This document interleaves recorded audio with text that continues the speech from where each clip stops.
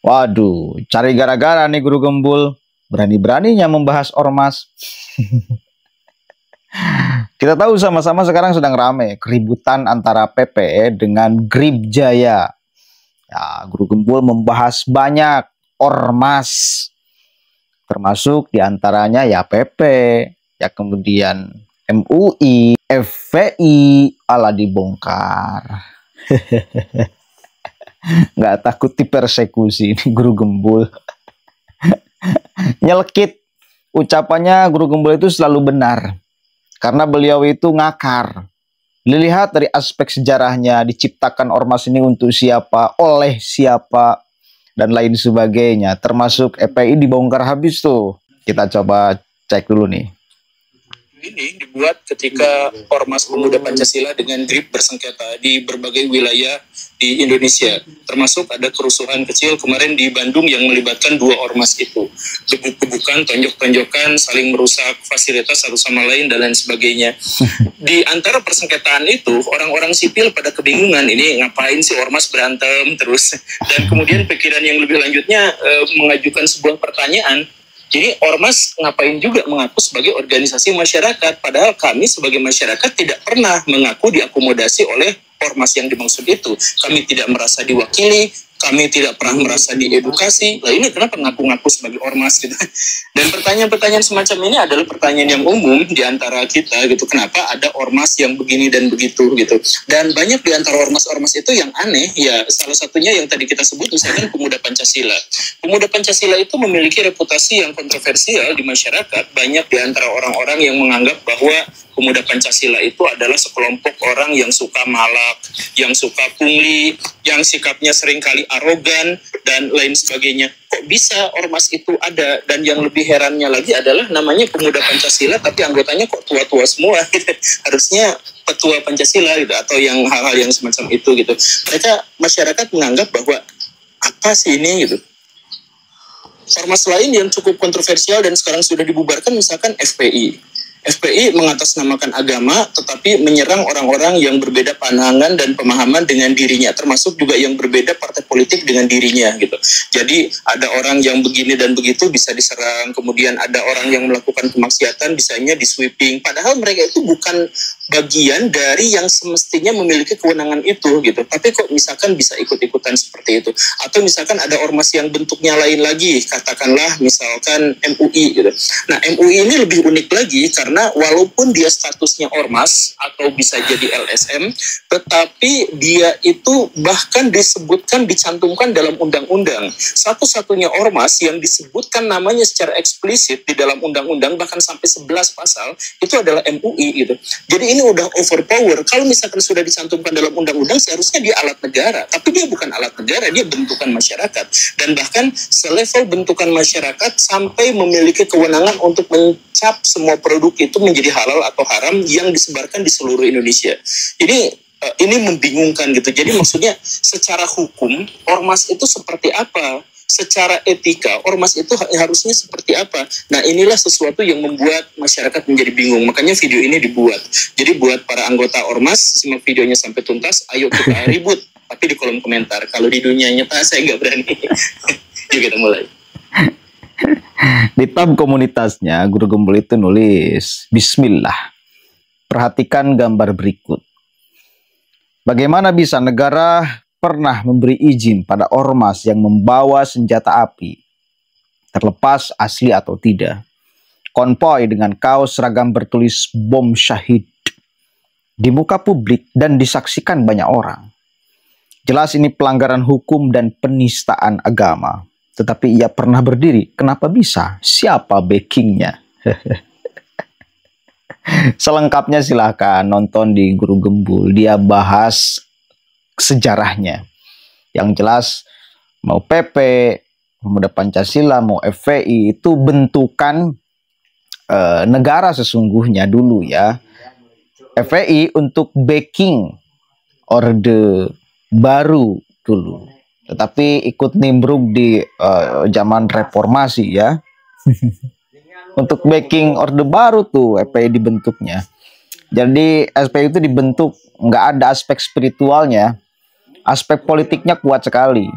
Makanya aneh sekali bila ada berani-beraninya FPI, ya termasuk imam kecilnya itu. Bagi saya imam kecil bukan imam besar. Udah, kita harus mengatakan sejujur-jujurnya, sepakta-faktanya, sejelas-jelasnya. Itu imam kecil, kelompok kecil FPI itu.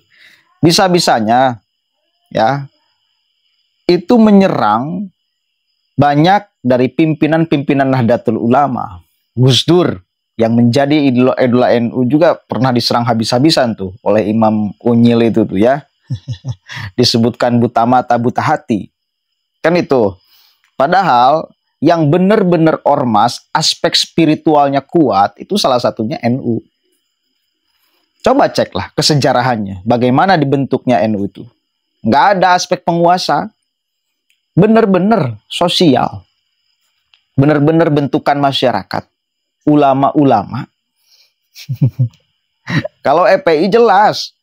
FPI itu bentukan penguasa pada zaman Orde Baru. Aspek politiknya sangat kuat. Nggak ada aspek spiritualnya. Sekarang ngaku-ngaku mewakili umat Islam ini kan aneh bin ajaib. Apalagi dengan bentukan gerakan yang arogannya luar biasa. Kan itu. Makanya saya aneh pula ketika FPI itu dibubarkan. Hanya organisasinya, tetapi para ideolognya tetap dibiarkan. Tidak diwaspadakan oleh negara tuh. Padahal yang bahayanya itu berulang-ulang saya katakan. Bukan, organisasi itu kan cangkang. Wadah. Dia tidak bernyawa. Dia tak bisa bergerak. Dia tidak bisa menyebarkan ideologinya.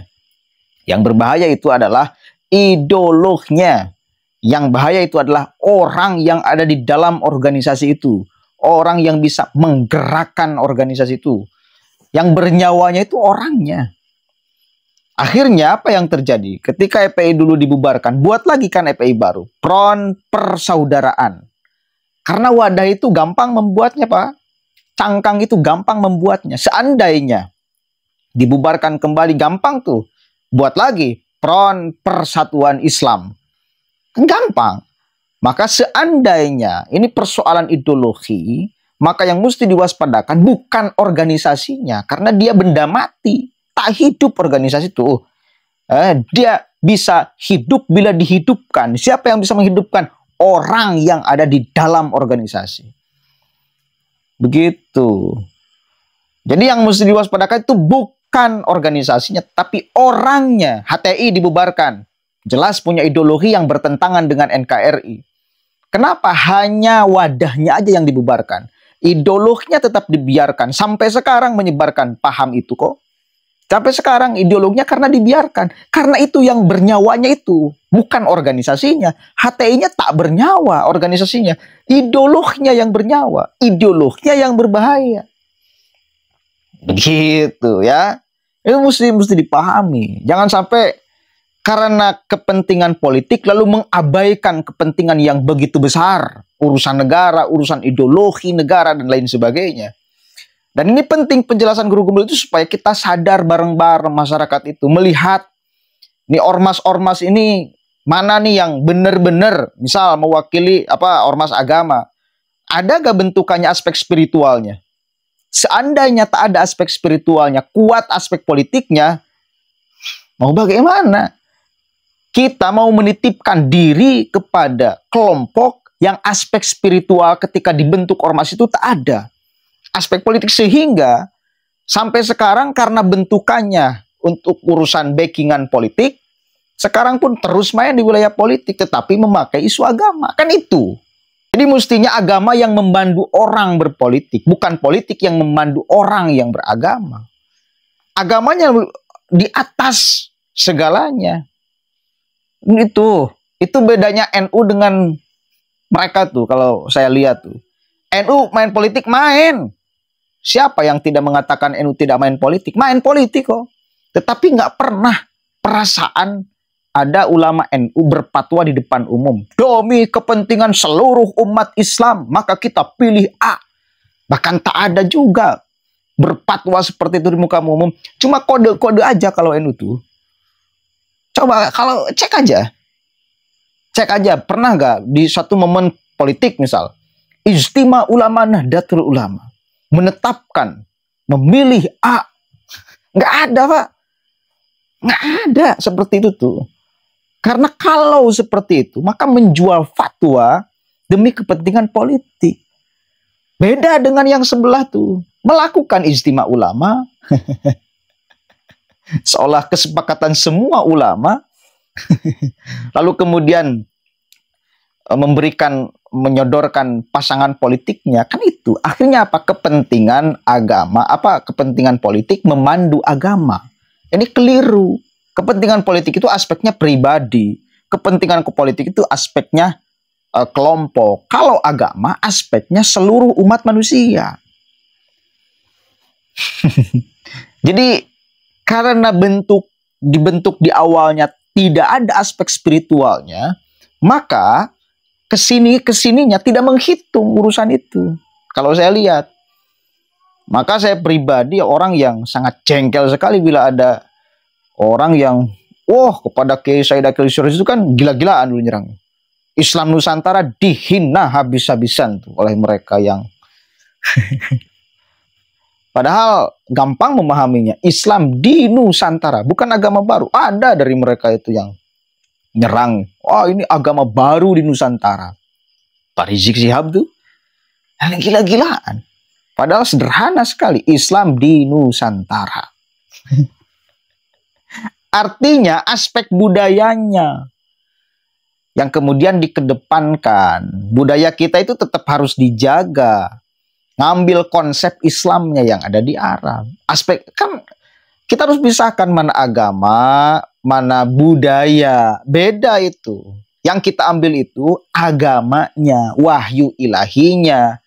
Masalah budayanya beda, budaya Arab dengan Indonesia. Itu yang kemudian melahirkan Islam Nusantara. Masa nggak paham? Pura-pura nggak paham. Itu loh. Jadi cobalah simak secara utuh di channel Guru Gembul.